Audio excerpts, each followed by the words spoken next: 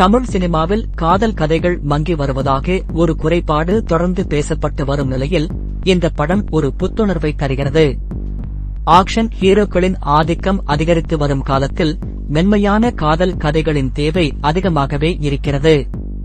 இந்த படம் அந்த இடைவெளியை நிரப்பும் வகையில் அமைந்துள்ளது.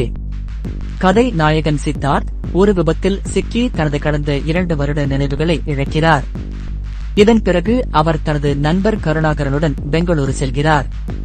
அங்கு ஆஷிகா ரங்கநாத்தை சந்தித்து முதல் பார்வையிலேயே காதல் கொள்கிறார். ஆனால் ஆஷிகாவின் அம்மா சித்தார்த்தின் மனைவி ஆஷிகா என்பதை அறிந்து அதிர்ச்சியடைகிறார். இதன் பிறகு என்ன நடக்கிறது என்பதுதான் படத்தின் மீதி கதை. நினைவுகளை இழந்த ஒரு கதாநாயகன் காதலில் விழும் கதை என்பது புதிதல்ல. ஆனால் இந்த படம் அதை வித்தியாசமாகவும் மிகவும் உணர்வுபூர்வமாகவும் சொல்ல முயற்சித்துள்ளது.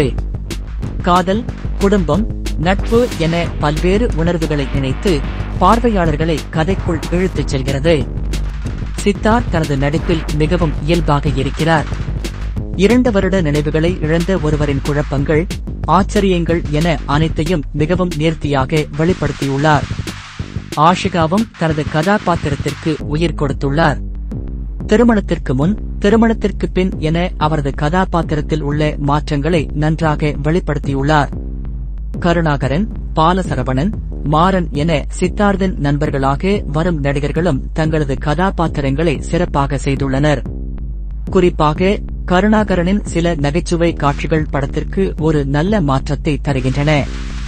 இந்த படத்தின் இன்னொரு பலம் அதன் பின்னணி இசை.